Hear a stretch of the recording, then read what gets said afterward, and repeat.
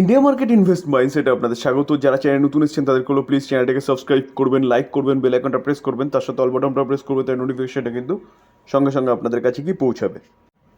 Sir quarter 4-এর রেজাল্টের season চলছে, তো এই পলিক্যাপ ইন্ডিয়া দেখুন আজকের দিনে দেখলে দেখা যাবে 8.80% এখনও পর্যন্ত একটা আপসাইড মুভমেন্ট দেখিয়েছে।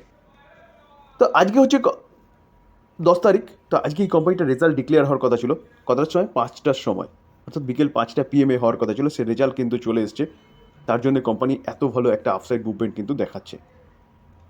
তো চলুন আমরা দেখে নিই কোম্পানিটা কীরকম রেজাল্ট করেছে এবং এই কোম্পানি নিয়ে ডিটেলসে আলোচনা করব যে ফার্দার এই কোম্পানি থেকে ইনভেস্টমেন্ট করা যায়। অ্যাট ফার্স্ট দেখে নেবো কোম্পানি কোনো কর্পোরেট অ্যাকশন দিচ্ছে না, কিন্তু দেখলে দেখা যাচ্ছে কোম্পানি কিন্তু ডিভিডেন্ড দিচ্ছে। কত টাকা করে ডিভিডেন্ড রেকমেন্ড করেছে? 30 টাকা করে কিন্তু ডিভিডেন্ড রেকমেন্ড করেছে, যেটা ফাইনাল ডিভিডেন্ড। কোম্পানির ফেস ভ্যালু কত আছে? 10, এবং এই যে ফাইনাল ডিভিডেন্ড এটা কিন্তু অ্যানুয়াল জেনারেল মিটিংয়ের পরেই রেকর্ড ডেট জানা যাবে এবং তারপরে কিন্তু এই অ্যামাউন্টটা আপনার ব্যাংকের অ্যাকাউন্টে হিট করবে। আমরা কোম্পানির কনসোলিডেটেড নাম্বারে চলে এসেছি। রুপিস কী আছে? রুপিস ইন মিলিয়নে রয়েছে। ওকে, সিকোয়েন্স দেখে নেব। সিকোয়েন্স কী আছে দেখুন, মার্চ 23, ডিসেম্বর 23, মার্চ 24, সিকোয়েন্স একদম ঠিকঠাক আছে। এবার আমরা কিন্তু কোম্পানির টোটাল ইনকামে চলে যাব। তো টোটাল ইনকাম দেখলে দেখা যাবে কোম্পানি 1 বছর আগে কী ইনকাম করেছে। 1 বছর আগে ইনকাম করেছে 43,751, আগের কোয়ার্টারে 44,114, এই কোয়ার্টারে 56,457। তো দেখা যাচ্ছে কোম্পানির 43টা ছাপ্পান্ন হয়েছে এবং 44টা ছাপ্পান্ন হয়েছে। ইয়ারলি এবং কোয়ার্টারলি কোম্পানি কিন্তু ব্যাপক যে রেভিনিউ বা ইনকাম সেটা ভালো করেছে। চলুন এবার আমরা খরচা দেখে নিই। তো আমরা যদি টোটাল এক্সপেন্সেস দেখি, তাহলে টোটাল এক্সপেন্সেস দেখলে দেখা যাবে কোম্পানি 1 বছর আগে কী এক্সপেন্সেস করেছে। 37,957, আগের কোয়ার্টারে 38,650, এই কোয়ার্টারে 49,204। তো দেখা যাচ্ছে ইনকাম যেরকম বেড়েছে সেইভাবে কিন্তু কোম্পানির খরচাও ইয়ারলি এবং কোয়ার্টারলি বেড়েছে। তো ইনকাম মাইনাস এক্সপেন্সেস করলে পরে কোম্পানির প্রফিট পাওয়া যায়। তো আমরা অ্যাট ফার্স্ট দেখে নেব প্রফিট বিফোর অ্যাডজাস্টমেন্ট এবং ট্যাক্স। সেটা দেখলে দেখা যাবে দেখুন 1 বছর আগে কী করেছে। 1 বছর আগে কোম্পানি কিন্তু 5,730, আগের কোয়ার্টারে 5,463, এই কোয়ার্টারে 7,252। তো দেখা যাচ্ছে 5,700টা 7,200 হয়েছে এবং 5,400টাও 7,200 হয়েছে। তো ইয়ারলি এবং কোয়ার্টারলি কোম্পানির যে রেজাল্ট সেটা কিন্তু ব্যাপক হয়েছে বলতে পারেন। এবার আমরা কি দেখব? এবার আমরা কিন্তু ট্যাক্স এবং অ্যাডজাস্টমেন্টের পরে যে প্রফিট, সেই প্রফিটটা দেখবো, অর্থাৎ প্রফিট ফর দ্য পিওর। তো প্রফিট ফর দ্য পিওর দেখলে দেখা যাবে যে প্রফিটটা কিন্তু কোম্পানির ঘরে ঢোকে, সেই প্রফিট দেখলে দেখা যাবে 1 বছর আগে কত, 4,287, আগের কোয়ার্টারে 4,156, এই কোয়ার্টারে 5,534। তো 4,200টা কত হয়েছে? 5,500, এবং 4,100টা 5,500।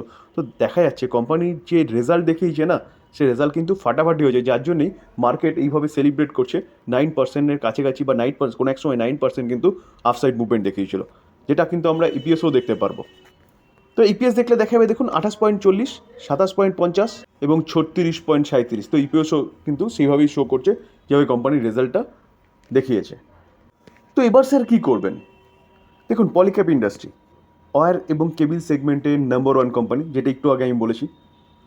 সেই সেগমেন্টে ভালো প্লেয়ার এবং ভালো কাজ করছে। আর এই যে বিজনেসটা না, এটা কিন্তু ফিউচার ওরিয়েন্টেড বিজনেস, যেখানে পাওয়ার সেগমেন্টে রিনিউয়েবল এনার্জি বলুন জাস্ট সেট আপ তৈরি হচ্ছে। তো এই ওয়্যার এবং কেবিলের কিন্তু ডিমান্ড বাড়বে। হোম ডেকোরেশন বলুন, ইনফ্রাস্ট্রাকচার ডেভেলপমেন্ট বলুন, সব ক্ষেত্রে কিন্তু এই কোম্পানির প্রোডাক্ট লাগবে। তার পাশাপাশি ইলেকট্রিক ভেহিকেলস আসছে, ইলেকট্রিক ভেহিকেলসও কিন্তু এই প্রোডাক্ট কিন্তু জরুরি। তো সেই জায়গায় দাঁড়িয়ে স্যার এই কোম্পানির বিজনেস ফিউচার ওরিয়েন্টেড বিজনেস বলা যেতে পারে। আমরা যদি কোম্পানিটার চার্ট দেখি, দেখুন চার্ট দেখলে কিছুটা বুঝতে পারবেন। 1 বছরে কোম্পানিটা 93% রিটার্ন দিয়েছে। তাও কখন? যখন কোম্পানিটা কিন্তু এই জায়গায় একটা ক্র্যাশ হয়েছিল। কেন ক্র্যাশ হয়েছিল? কারণ কোম্পানির বিরুদ্ধে, এটা একটু মাথায় রাখবেন স্যার, এটা ইম্পর্টেন্ট নোট বলতে পারেন, যে কোম্পানির বিরুদ্ধে একটা এলিগেশন এসেছিল যে কোম্পানির ট্যাক্স চুরি করেছে। সেটা নিয়ে মার্কেটের রিপোর্টের মাধ্যমে বিভিন্ন খবর পাওয়া যাচ্ছিল। এখনও পর্যন্ত কিন্তু কোনো ফাইনাল খবর বা আপডেট কিছু পাওয়া যায়নি। তো তারপরে রিপোর্টের মাধ্যমে খবর পাওয়া গেছিলো, সেই সময় কিন্তু সেটা ক্র্যাশ হয়েছিল, রেড হয়েছিল, এটা একদম কনফার্ম নিউজ। কিন্তু কত টাকা কি হয়েছে না হয়েছে, ক্লিন চিট পেয়েছে কি না, সেই সব সম্বন্ধে কিছু ডিটেলসে যাওয়া যায়নি। রিপোর্টের মাধ্যমে পাওয়া গেছিলো যে কোম্পানিটা কিছু ফল্ট করেছে, তার জন্য এই জায়গাটায় কিন্তু ক্র্যাশটা হয়েছিল। তারপরে দেখুন কোম্পানি আবার কামব্যাক করেছে। দেখুন ভালো কোম্পানি হলে কামব্যাক করবেই। তো সেই জায়গায় দাঁড়িয়ে কোম্পানিটা কিন্তু 92% রিটার্ন দিচ্ছে 1 বছরে। যদি ওই ঘটনাটা না হতো তাহলে কোম্পানি যে কতটা রিটার্ন দিত ধারণার বাইরে ছিল। দেখুন আমরা যদি 5 বছরের রিটার্ন দেখলে দেখা যাবে 5 বছরে 843% রিটার্ন দিয়েছে। আর ম্যাক্সিমাম যদি চার্ট প্যাটার্ন দেখেন না, তাহলে ম্যাক্সিমাম চার্ট প্যাটার্ন দেখলে দেখা যাবে 860%। জাস্ট 5 বছর কমপ্লিট হয়েছে কোম্পানিটার। তো সেই জায়গায় দাঁড়িয়ে স্যার এতটা রিটার্ন দেওয়ার পিছনে কারণ হচ্ছে কোম্পানিটার বিজনেস, কিন্তু মাথায় রাখবেন। প্রায় কত 2700, তারপর 3600, 4500টা কোথায় এসছে 5300, 6400।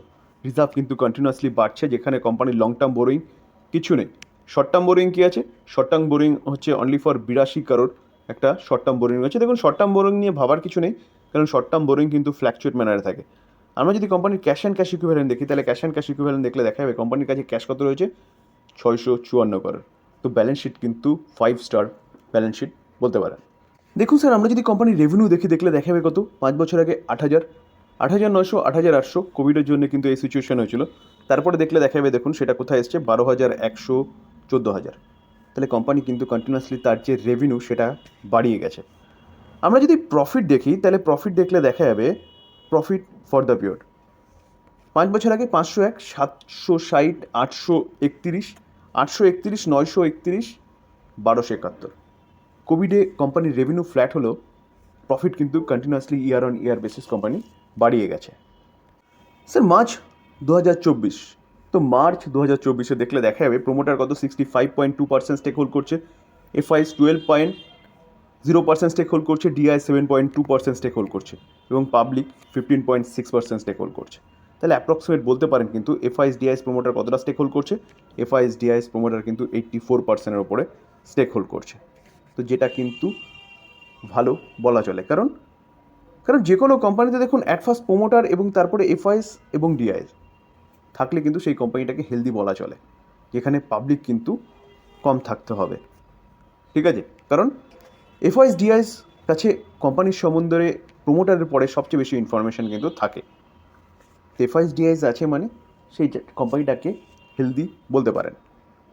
কোম্পানিটার মার্কেট ক্যাপ দেখলে দেখা যাবে কত 93,000, অর্থাৎ large cap category company. P ratio 56 রয়েছে, যথেষ্ট ভালো পিতে রয়েছে। রিটার্ন অন ক্যাপিটাল এমপ্লয় দেখলে দেখা যাবে 32.3, রিটার্ন অন ইকুইটি 24.1, একদম পারফেক্ট রয়েছে। ফেস ভ্যালু 10,000 কোম্পানি কিন্তু পরবর্তীকালে স্প্লিটও দিতে পারে। দেখুন sir as per market capitalisation Polycab India কিন্তু নম্বর 1 কোম্পানি তার সেক্টরে, তারপরে কেইআই ইন্ডাস্ট্রি রয়েছে। দেখুন সেলস গ্রোথ দেখলে দেখা যাবে 10 বছরে 16%, 5 বছরে 18%, 3 বছরে 27%, কারেন্ট ইয়ারে 28%। সেলস গ্রোথ কন্টিনিউয়াসলি বাড়ছে। প্রফিট গ্রোথ দেখলে দেখা যাবে 10 বছরে 35%, 8 বছরে 29%, 3 বছরে 27%, কারেন্ট ইয়ারে 47%। প্রফিট গ্রোথও কিন্তু ঠিকঠাক আছে বলতে পারেন। স্টক সিজিআর গ্রোথ দেখলে দেখা যাবে 5 বছরে, 10 বছরের ডেটা অ্যাভেলেবেল নেই, 5 বছরে 55% করে সিজিআরে কিন্তু রিটার্ন দিয়েছে তার শেয়ার হোল্ডারদের।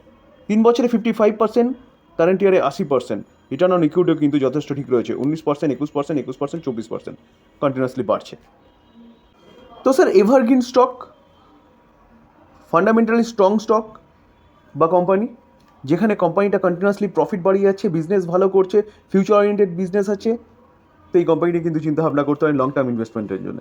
ডিসক্লেমার দিয়ে রাখি, দেখুন আমি বাইসেল রেকমেন্ডেশন দিচ্ছি না, কারণ আমি সিভিল রেজিস্টার্ড পার্সন নই। কোম্পানি ভালো কোম্পানি, স্টাডি করলাম, স্টাডি লার্নিং হিসেবেই নেবেন। তার সাথে কোম্পানির রেজাল্ট দিয়েছে, রেজাল্ট ঘোষণা করেছে, রেজাল্টটা নিয়ে আলোচনা করলাম। তো এটাকে লার্নিং হিসেবে নিয়ে চিন্তাভাবনা করবেন যে এই কোম্পানিতে বাই করা যায় কিনা। এই ছিল আলোচনা। যদি আলোচনা ভালো লাগে, যারা চ্যানেল নতুন এসেছেন তাদেরগুলো প্লিজ চ্যানেলটাকে সাবস্ক্রাইব করবেন, লাইক করবেন, বেল আইকনটা প্রেস করবেন। তার সাথে অল বাটনটা প্রেস করুন, তার নোটিফিকেশনটা কিন্তু সঙ্গে সঙ্গে আপনাদের কাছে কি পৌঁছাবে। থ্যাংক ইউ, ভালো থাকবেন।